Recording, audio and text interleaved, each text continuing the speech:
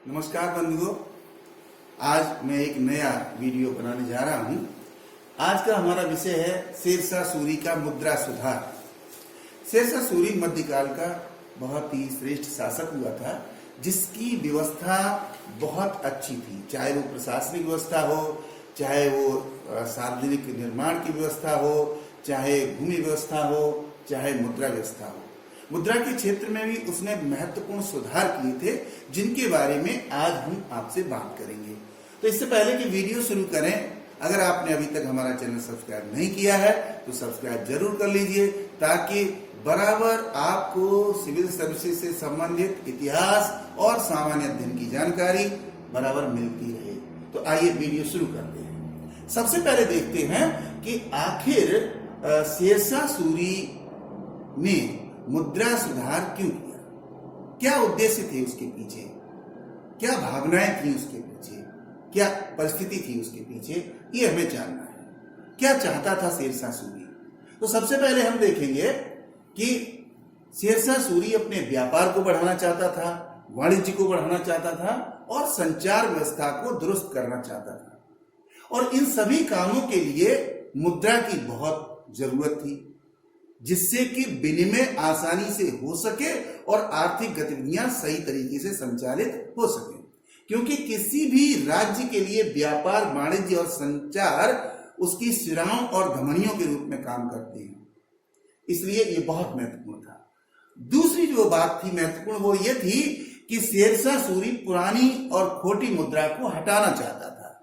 वो नहीं चाहता था कि पुरानी घिसी पिटी मुद्रा चलती रहे, जिसका मूल्य जो है वो अवमूल्यन की तरफ जा रहा है। तो वो चाहता था कि एक स्वस्थ मुद्रा चलाई जाए, जिससे कि जनता को कोई भी दिक्कत ना हो। अगली बात थी राजकोष को समृद्ध बनाना। चूंकि शेरशाह कल्याण करना चाहता था, शेरशाह सड़कें बनाना चाहता था, शेरशाह किले बनाना चाहता था और बहुत सारे कार्य करना चाहता था, उन सब के लिए राजकोष में धन होना बहुत जरूरी था। और वो धन इकट्ठा करने के लिए उसने नई मुद्रा चलाई, क्योंकि नई मुद्रा के द्वारा वो समझता था कि राजकोष का हमारा जो है वो पुनर्मूल्यांकन हो जाएगा और उसमें समृद्धि आ जाएगी। अगली बात, मौद्रिक संचरण और उपलब्धता बढ़ाना। वो मुद्रा के संचरण को बढ़ाना चाहता था, मुद्रा की उपलब्धता को बढ़ाना चाहता था, जिससे कि राज्य के अंदर किसी भी नागरिक को विनिमय करने में कोई दिक्कत ना हो। क्योंकि पहले बहुत सारी जो चीजें थी वो गुड्स एक्सचेंज किया जाता था, वस्तु विनिमय किया जाता था, और वस्तु विनिमय में अनेक प्रकार का दोष उत्पन्न हो जाता था, क्योंकि वस्तुओं की कीमत, वस्तुओं की गुणवत्ता, वस्तुओं की उपयोगिता अलग अलग होती थी, जिसके कारण से समस्याएं आती थी और विवाद तक उत्पन्न हो जाते थे। तो उसके लिए जरूरी था मुद्रा का होना।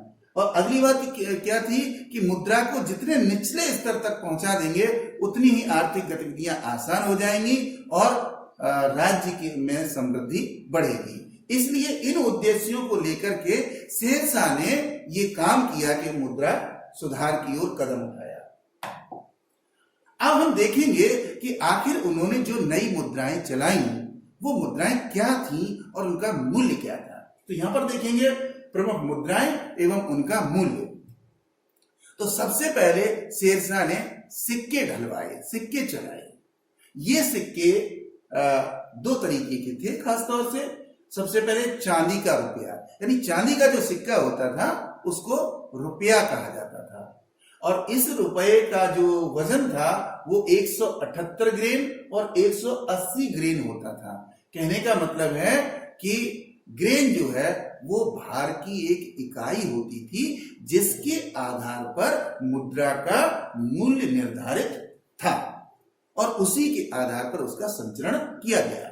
तो चांदी का जो सिक्का था उसको रुपया कहते थे। दूसरा जो सिक्का था वो तांबे का सिक्का था, और इस तांबे के सिक्के को दाम कहा जाता था। इसका जो भार होता था वो 322 और 380 ग्रेन का होता था। तो इस तरीके से ये दो तरीके के सिक्के चलाए थे, चांदी का रुपया और तांबे का दाम। अब इसके बाद देखें, उसने सोने की मुद्रा भी चलाई थी। इस सोने की मुद्रा को उस समय असरफी नाम दिया गया था, असरफी कहलाई। बाद में इसको मोहरे भी कहा जाने लगा। तो ये जो सोने की मुद्रा थी, ये 3 श्रेणियों में लाई गई थी, 3 अलग अलग मूल्यों में लाई गई थी। जो सबसे कम मूल्य वाली थी वो 166.4 ग्रेन उसका भार होता था। इसके बाद जो मध्यम श्रेणी की थी वो उसका भार था 167 ग्रेन। और सबसे उत्तम श्रेणी की जो सोने की मुद्रा थी, जिसको उत्तम असरफी कहा जाता था, वो 168.5 ग्रेन की होती थी।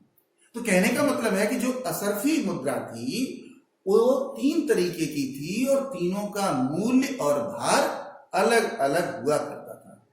शेरशाह सूरी के समय में मुद्रा की सबसे बड़ी जो विशेषता थी वो थी कि जो उसकी फेस वैल्यू होती थी वही उसकी एक्चुअल वैल्यू होती थी। सबसे खास बात ये थी। कहने का मतलब ये है कि अगर वो चांदी का रुपया है तो चांदी के रुपए का विनिमय मूल्य भी उतना ही है जितना कि उसका भार मूल्य है। इसी तरीके से अन्य मुद्राओं का भी होता था। अब अगली बात देखें कि मुद्रा संचालन ये किया, लेकिन कम मूल्य की जो वस्तुएं होती थी उनको खरीदने में, उनको बेचने के लिए छोटी मुद्राओं की आवश्यकता थी। इसीलिए शेरशाह ने बड़ी सूझबूझ से काम लिया और उन मुद्राओं के अंतर्भागों को भी, सिक्कों के अंतर्भागों को ढलवाया और असरफियों के अंतर्भागों को भी ढलवाया गया। कहने का मतलब मुद्राओं के अंतर्भाग प्रचलन में आए और ये 1/2, 1/4, 1/8 और 1/16 इस तरीके से ये अंतर्भाग होते थे, जिससे कि वस्तुएं उनका जिस तरीके का मूल्य है उस तरीके के मूल्य के बदले मुद्रा को दिया जा सके। अब अगली बात बहर मूल्य। अगर बहर मूल्य के हिसाब से देखें तो जो 1 रुपया चांदी का होता था वो 64 दाम के बराबर होता था। 1 रुपया 64 दाम के बराबर होता था। तो दाम जो कि तांबे की मुद्रा होती थी। और ये बहुत लंबे समय तक, शेरशाह के बाद भी बहुत लंबे समय तक ये मुद्राएं प्रचलित रही। अब मुद्राओं का जो आकार होता था वो भी 2 तरीके का था। एक तो गोल मुद्राएं थी और दूसरी चौकोर मुद्राएं थी। अब इन चौकोर मुद्राओं में भी कुछ मुद्राएं वर्गाकार होती थी।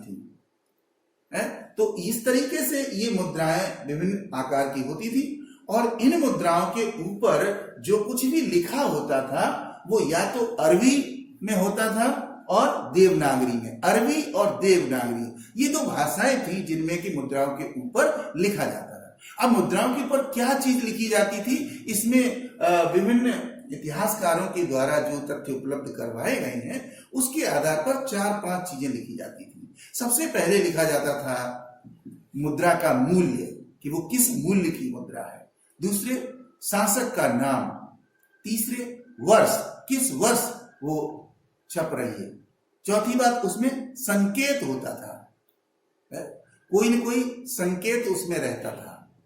और अगली जो बात होती थी वो राज्य होता था। तो इस तरीके से उसमें 4-5 बातें लिखी जाती थी जो अरबी अथवा देवनागरी में होती थी।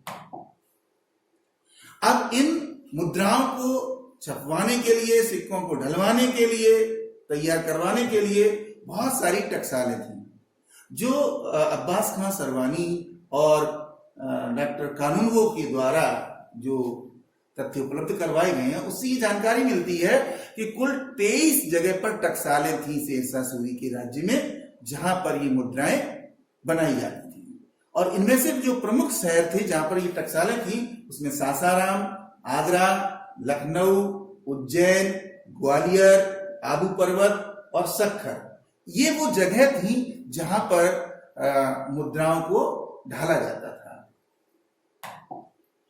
अब अगली बात देखें कि इतिहासकारों ने शेरशाह सूरी की इस मुद्रा सुधार के बारे में क्या कहा है, किस तरीके से बहुत महत्वपूर्ण था। तो विंसेंट स्मिथ, जो कि मध्यकाल और आधुनिक कालीन इतिहास के बहुत ही अच्छे ज्ञाता माने जाते हैं, बहुत ही अच्छे शोधकार माने जाते हैं, उन्होंने लिखा है कि जो वर्तमान समय में ब्रिटिश मुद्रा चल रही है, विंसेंट स्मिथ अपने समय की बात लिखते हैं, मॉडर्न एज की, तो वो बताते हैं कि जो चल रही है उसका आधार रुपया है, और रुपया सबसे पहले शेरशाह सूरी ने भारत में चलवाया था।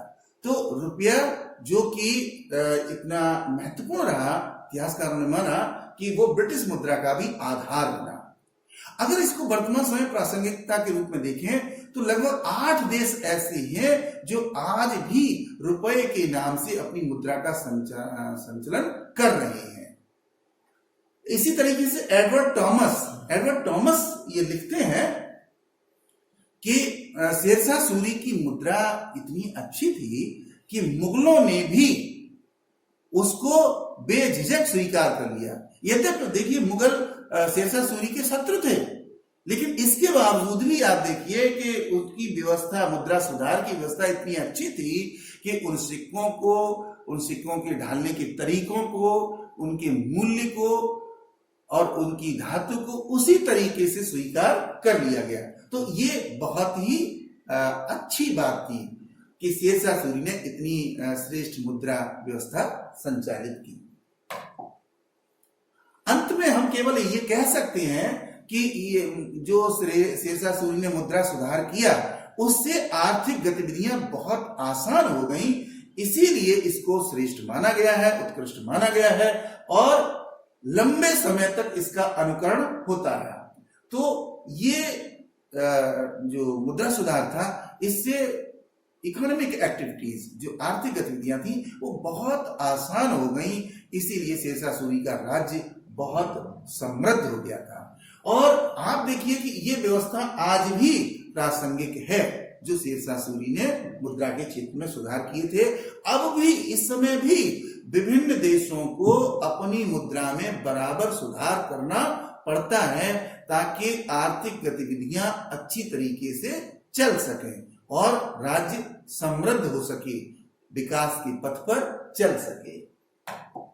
तो इस तरीके से आप तक मैंने जानकारी पहुंचाई है कि शेरशाह सूरी ने किस तरीके से मुद्रा के क्षेत्र में सुधार किया है। आपने हमारे वीडियो को देखा, बहुत बहुत आभार आपका। यदि आपको हमारा वीडियो अच्छा लगा है तो निश्चित रूप से इसको लाइक करिए और सब्सक्राइब करिए चैनल को, और हाँ, शेयर करना मत भूलिए ताकि दूसरे लोगों को भी अच्छी जानकारी मिलती रहे। इसी तरीके से इतिहास पढ़ते रहिए, आगे बढ़ते रहिए। Best wishes to all of you. Thank you very much. Good luck, good bye.